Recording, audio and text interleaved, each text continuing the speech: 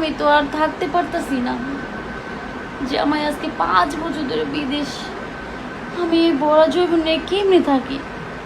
আমার তো ইচ্ছে করে স্বামীর ভালোবাসা পাইতে, আদর সোহাগ পাইতে।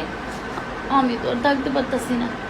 এক কাজ করি, আমার দেওরা রাসেল আছে না, রাসেলে ফোন দিই, দেখি ওই তো বাড়িতেই থাকে। আজকে ওরে দিয়ে কাজটা চালাই, ওরে দিয়ে কাজটা চালাইলে তাও তো মনের আর শরীরে যে একটা যন্ত্রণা, তারপর মনে করে মিটতে পারবো।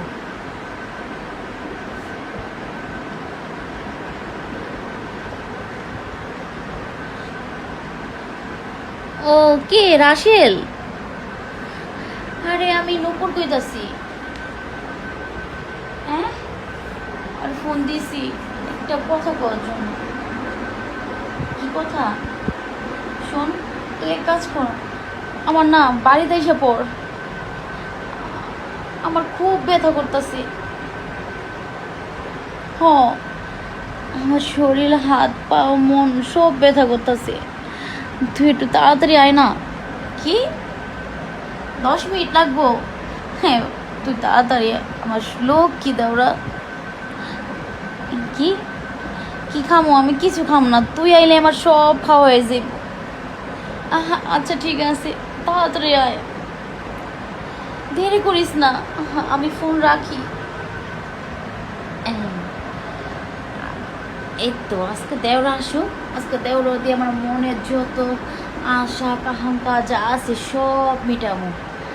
আমি দেখছি একদিন রাসেল, আমার দেওরা দেখছি ওয়াশরুমে যায়া ইয়া বড় মেশিনটা ভাই কইরা দেখতাছি ওইটা করতাছে। ওইটা করার দরকার কি? আজকে ওইটাই আমার সাথে করব। আসে না কেন?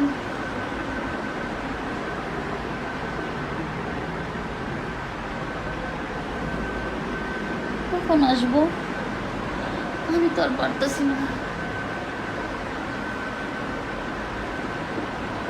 কে? রাসেল আইসো? জি ভাবি।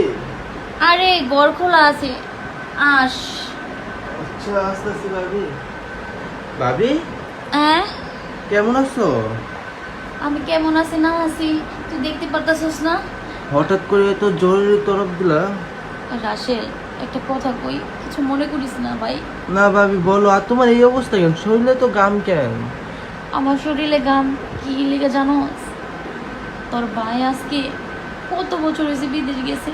আমি এই শরীরে জ্বালা জৈবন আর রাখতে পারতেছি না। আমি আমার এটি যা বার আছে যন্ত্রণা সব তরে দিবা চাই। তুই কি ভার নিবি? এটি কি বলতাছো ভাবি? ভাই তো বাইরে দেশে গেছে, কাল লেগে গেছে। এত টাকা পয়সা কাল লেগে আনবো ভাবি? ও, তুমি এই কথা কইতাছো? আমার যে কষ্ট হইতাছে, আমি যে একটা মেয়ে মানুষ, আমার যে একটা রোজ জীবন আছে, আমি এটি কেমনে আটকা রাখুম? আমি তো একটা মেয়ে মানুষ, আমার তো এটি লাগে। স্বামীর আদর সোহাগ পাইতে কি আমার ইচ্ছা করে না? এটা তো ইচ্ছা সবারই করে ভাবি। এখন তুমি একা একা থাকো, এটা আমিও বুঝি। এখন রাসেল একটা কথা কই, আমার না এক কাজ কর, আমি আর পারতাছি না। তুই কি চাস যে তোর ভাবি বাইরে কাউরে নিয়ে আইসা মানে এই সমস্যাটা দূর করুক?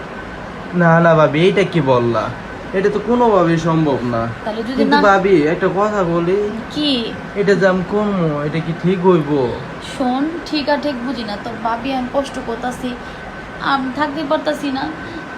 তুই এটা বুঝবি না, আর তুই তো চাবি না যে তোর ভাবি পাশের কোনো কাউরে ঘরে নিয়ে আইসা এসব করুক।